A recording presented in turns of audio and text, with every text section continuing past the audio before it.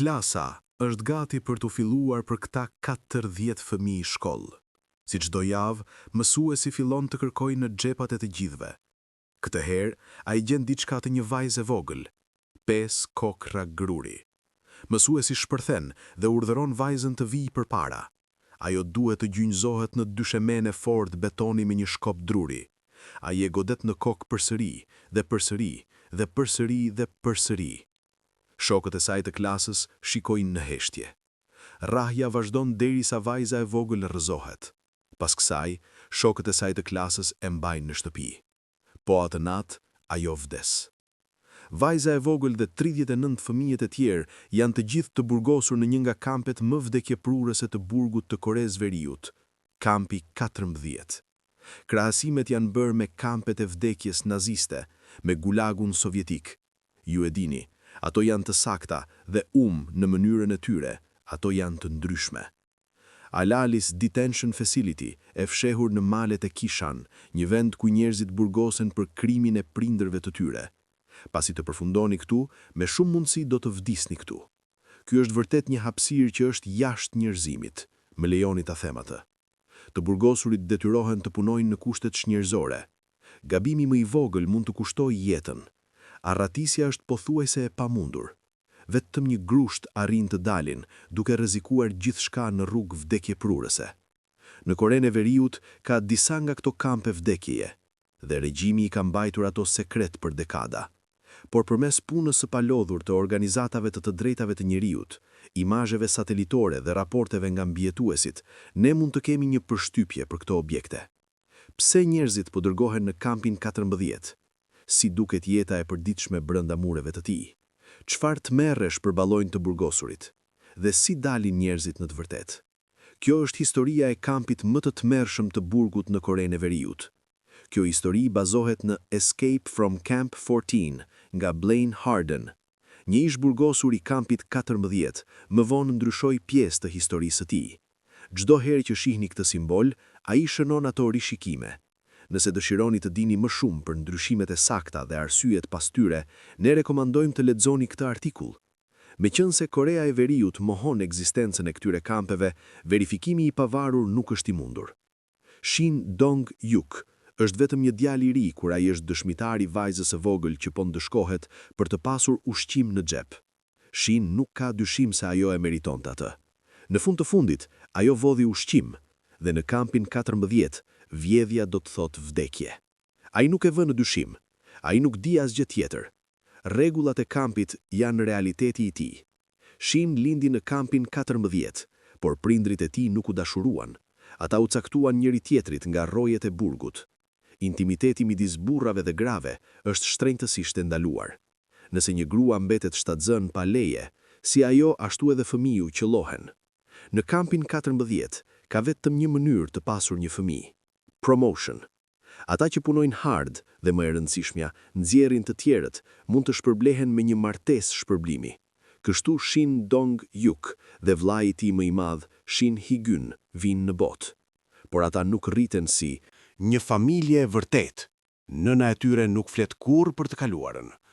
Shin nuk ka ide pse prindrit e tij u burgosën dhe ndoshta nuk do të kishte rëndësi gjithsesi. Është e gjitha për dyshimin. Ju e dini, ju nuk duhet të jeni një karakter antiregjim, por nëse dyshohet se jeni antiregjim, se jeni një bërës keq, një mendimtar i gabuar, se keni angazhuar shoqatat e gabuara, ata do t'ju dërgojnë në kamp. Ky është Greg Scarlett Toju. Ai është president dhe CEO i HNRK, komitetit me bazë në Washington për të drejtat e njerëzit në Korenë e Veriut. Për vite me radhë, Greg dhe ekipi i tij kanë hetuar shkeljet e të drejtave të njerëzit në këto kampe. Si shumë të tjerë, Shin me shumë mundësi do të qëndrojë në kampin 14 për pjesën tjetër të jetës së tij. Edhe pse ai nuk kreu kurrë një krim, kjo është shtëpia ku Shin dhe nëna e tij jetojnë. Së bashku me promovimin e nënës së tij, erdhi një banim pak më i mirë. Ata e ndajnë atë me 3 familje të tjera dhe flen në dysheme. Ka një llampë të vetme në kuzhinë. Energjia elektrike funksionon vetëm për 2 orë në ditë. Nuk ka ujë rrjedhës, nuk ka mobilje, nuk ka dush dhe mezzi ka ushqim të mjaftueshëm për të mbijetuar. Ndërtesa është pjesë e një fshati model, një nga shumë. Kampi 14 vlerësohet të mbulojë rreth 153 kilometra, pothuajse 3 herë madhësia e Manhattanit. Ai sigurohet nga një gardh 60 kilometrash, shtigje patrullimi, kazerma, postet e rojve dhe pikat e kontrollit. I gjithë zona shtrihet nga luginat e lumenjve deri në majat e maleve. Natyra e egër dhe lumi tong veprojnë si një pengesë natyrare, një pengesë e madhe që ndan objektivin nga bota e jashtme. Fshatrat e vegjël janë të shpërndara në të gjithë zonën e gjerë që përmban njësi banimi dhe pune. Këto janë objektive të gjëra, janë objektive shumë të mëdha. Pra në disa nga këto objektive shihni bujqësi që zhvillohet. Disa nga këto objektive janë ngjitur me minierat e qymyrit ose lloje të tjera të shfrytëzimit mineralesh. Kampi ka rjetin e vet hekuror dhe gjeneron energjinë e vet elektrike, dhe ai ka gjithashtu një shkollë. Ktu shkon shin çdo ditë. Mësuesi i tij mban një uniform roje, mban një armë dhe mëson bindjen mbi të gjitha. Rregullat e kampit janë brutale, ka 10 prej tyre. Edhe shkelja më e vogël mund të çojë në ekzekutim. Shini memorizon të gjitha. Rregulla 1. Çdo dëshmitar i një tentative arratisje që nuk e raporton atë, do të qellohet menjëherë. Rregulla 3. Kushdo që vjedh ose fsheh ndonjë ushqim, do të qellohet menjëherë. Rregulla 5.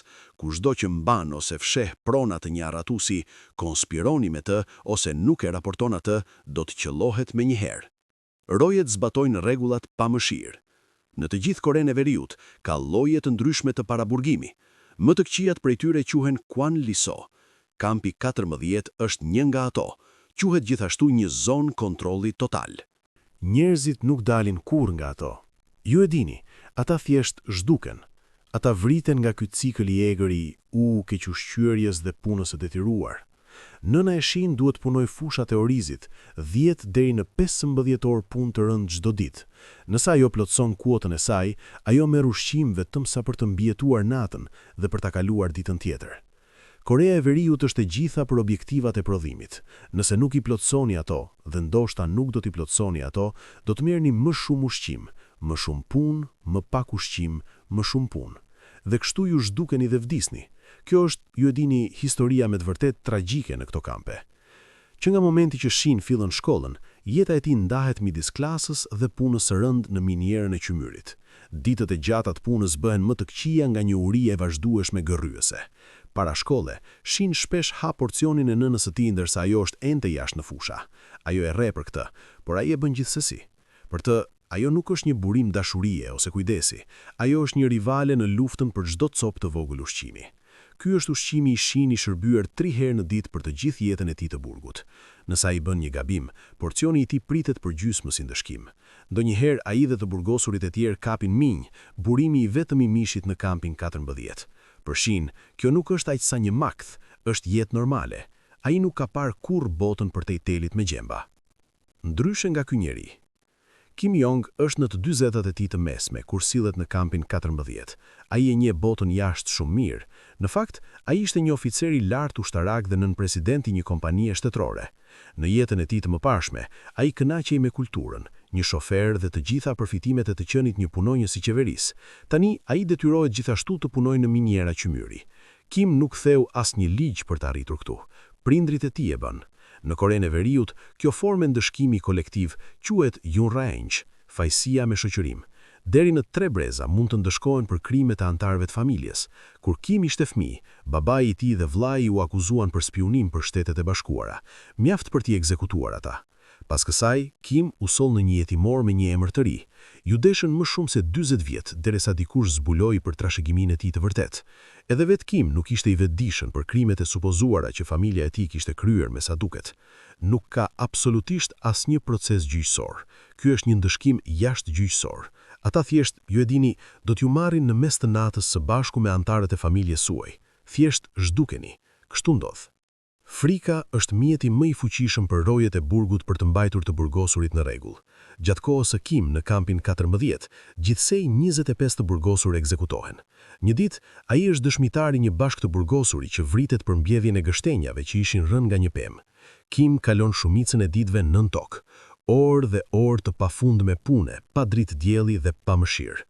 Kim lufton. Ai nuk ka përballuar kurrë si kjo më parë. Gabimet janë të pashmangshme, dhe çdo një prej tyre përballet me ndëshkimin e një roje që nuk e lë kurrë anën e tij. Një ditë, një roj godet Kim me prapanicën e armës së tij derisa ai bie i pavetdijshëm. Për 2 ditët e ardhshme, ai merr vetëm gjysmën e vakteve të tij. Pas më shumë se 2 muajsh të jetesës kështu në kampin 14, Kim vendos ta mbarojë atë. Duke ndjekur një ditë të gjatë pune, ai hyn në ashensor të një vrime miniere. Kafazi metalik ngrihet derisa arrin një lartësi rreth 2000 këmbësh. Ai tërheq pinin e sigurisë dhe ashensori bie. Por Kim bieton dhe cikli i egër vazhdon. Kur shin është rreth 6 ose 7, kufijtë e kampit zhvendosen. Fshati i tij bashkohet me kampin fqin 18 pikërisht për te i lumit. Thuhet se është pak më pak brutal se kampi 14. Por për Shin, jeta mezi ndryshon fare. Shin është 15 dhe është shpërngulur nga shtëpia e nënës së tij. Ai tani jeton me babain e tij. Një ditë, një mësues i lejon Shin të kalojë natën në shtëpinë e nënës së tij, një shpërblim për sjellje të mirë. Kur ai mbrin, një mysafir tjetër pret. Është vëllai i tij, Shin Higuan. 21 vjeçari punon në fabrikën e çimentos të burgut disa milje larg. Shin nuk e pëlqen atë as pak. Në mes të natës, Shin zgjohet nga gjumi i tij. Ai dëgjon zëra nga kuzhina. Vëllai i tij po flet për aratisje. Nëna e tij duket se e mbështet atë. Instinkti i parë i Shin. Ai duhet ta raportojë këtë. Ai shkon në një dhomë të afërt gjumi dhe zgjon një shok për të kërkuar këshill. Shoku nxit Shin t'u trejojë rojeve të natës së shkollës në detyrë dhe raportojnë planin e aratisjes. Shin gjithashtu nënshkruan një deklaratë të rreme policore, duke pretenduar se pa nënën e tij dhe vëllan të kryejnë vrasje. Ky provë në fund të fundit çon në një urdhër ekzekutimi. Rojet e çojnë Shin në një vend ekzekutimi pranë lumit Tong. Një turm është mbledhur për të parë. Ata nxjerrin nënën e tij dhe vëllan e tij. Ata vriten përpara syve të Shin. Në 1996, Kim Jong transferohet në kampin 18. Për të, ky vend ndihet si parajs. Kushtet e punës janë pak më të mira. Dhe për habin e tij, ai ribashkohet me nënën e tij 70 vjeçare, e cila është gjithashtu e burgosur këtu. Por dhuna dhe abuzimi nuk ndalen. Një ditë, ai duhet të jetë dëshmitar se si rojet rrahin nënën e tij dhe e detyrojnë të bëjë punë manuale.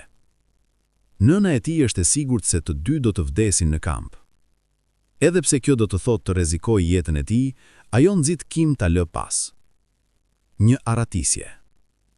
Të aratisesh nga një kamp vdekjeprurës i Koresë së Veriut është pothuajse e pamundur. Ju dini të gjitha këto janë objekte shumë të mbrojtura.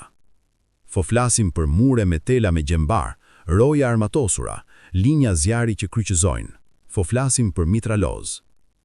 Shumë e vështirë për t'u aratisur.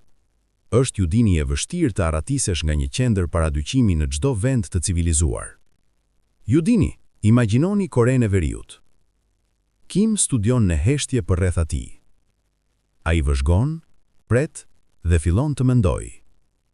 Ai harton më shumë se një plan aratisjeje, por asnjëri prej tyre nuk i duket i realizueshëm.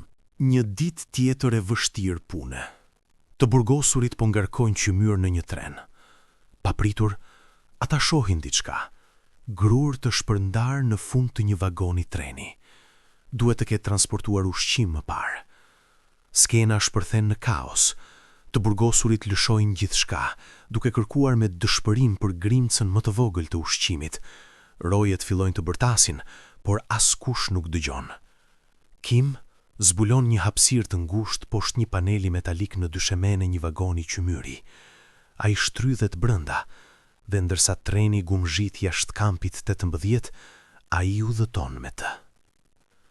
Orë më vonë, treni arrin në stacionin Goan, rreth orës 4 AM. Ne nuk e dim saktësisht si, por Kim arrin të zvarritet jashtë fshehjes së tij dhe zhduket në natë. Kim aratiset me sukses nga kampi 18, por rruga e tij drejt lirisë është ende shumë e gjatë. Pasi gjen një uniform punëtori, ai ndron rroba dhe fillon një udhëtim të rrezikshëm që do t'i marrë shumë muaj përmes Kinës dhe Mongolisë në Korenë e Jugut, ku ai në fund do të kërkojë azil.